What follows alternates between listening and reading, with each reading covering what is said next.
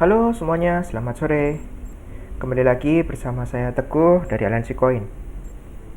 Hari ini hari Sabtu, 17 Juli. Dan hari ini kita akan kembali menganalisa market Bitcoin ya untuk 7 hari ke depan. Nah, sebelum masuk ke analisa, saya ingin menyampaikan informasi-informasi seputar dunia blockchain dan cryptocurrency. Seperti yang kita tahu, beberapa hari terakhir, 2-3 hari terakhir ini Bitcoin kembali tertekan lebih turun gitu ya. Ada rekap apa aja sih selama seminggu ini? Jadi ini saya ambil dari website Time ya, time.com. Nah, di sini ada sedikit aja. Kita nggak akan bahas semuanya, tapi kita hanya lihat summary-nya aja. Jadi yang pertama, Federal Reserve itu semacam apa ya, BI-nya Amerika gitu ya, mengungkapkan bahwa mereka akan membuat regulasi-regulasi baru untuk dunia cryptocurrency di Amerika Serikat gitu ya. Kemudian poin yang kedua adalah Binance ini harus cabut dari Italia karena izinnya dicabut oleh pemerintah Italia gitu ya. Ini sempat menimbulkan kekhawatiran sih beberapa waktu yang lalu. Namun sepertinya tidak terlalu banyak menggoncang bisnis dari Binance sendiri gitu ya. Kemudian kita lihat yang terakhir, yang ketiga, ini sebenarnya menurut saya berita yang cukup positif gitu ya, di mana ada yang namanya perusahaan Square Incorporation mengumumkan bahwa dia membuat sebuah unit bisnis keuangan baru dengan menggunakan Bitcoin gitu ya. Jadi yang terakhir ini menurut saya berita yang cukup positif, sementara dua yang di atas relatif lebih negatif gitu ya, terutama yang poin pertama gitu ya. Karena seperti kita tahu bahwa Amerika Serikat saat ini termasuk salah satu major holder atau pemegang terbesar cryptocurrency di dunia gitu ya, salah satunya di Amerika Serikat gitu. Ya kita juga tahu kan, Tesla, company big giant company itu semuanya di Amerika gitu kan.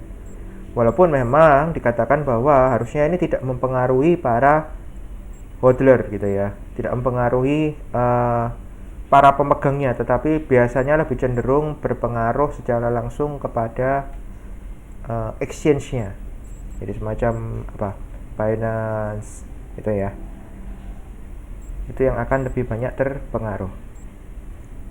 Oke, berikutnya informasi yang akan saya sampaikan, teman-teman bisa simak di website Aliansi Koin ya. Ini sudah diupdate sejak beberapa waktu yang lalu bahwa nanti Sabtu depan tanggal 24 Juli itu TKO Summit 2021. Jadi ini disponsori atau ditokohi oleh toko kripto gitu ya. Dimana acara ini itu sebenarnya adalah online. Ini sudah saya cek websitenya. Acaranya jam 1 sampai jam 5 sore waktu Indonesia ya. Pembicaranya ada banyak, ada big boss-nya Binance, kemudian ada CEO-nya toko kripto gitu ya. Kemudian ada siapa lagi nih? Co-foundernya CoinGecko gitu ya. Ini saya juga kurang tahu, Miss Bitcoin gitu ya. Dan ya teman-teman kalau tertarik untuk mengikuti acara ini itu cukup dari rumah saja. Kenapa? Karena di sini sudah di-highlight tulisannya adalah live streaming on YouTube gitu ya. Tapi teman-teman perlu klik register dulu di sini. Gitu ya. Oke. Untuk informasinya cukup. Sekarang kita kembali ke chart kita yang memang juga tidak terlalu banyak perubahan gitu ya. Artinya adalah tekanan turun ini juga masih termasuk ke dalam area yang sudah saya tandai sejak 2 minggu lalu kayaknya ya. Jadi tidak terlalu banyak berubah. Marketnya dalam range yang ini, tetapi saat ini cenderung lebih turun gitu ya. Yang artinya adalah kemungkinan untuk bergerak di atas zona biru yang ini itu lebih kecil. Jadi kalau ditanya, saya lebih cenderung untuk 7 hari ke depan kemungkinan akan bergerak di range ini dengan tekanan turun lebih besar, gitu ya. Kita sama-sama berharap memang dia tidak akan tembus di bawah 28.000 ini. Itu.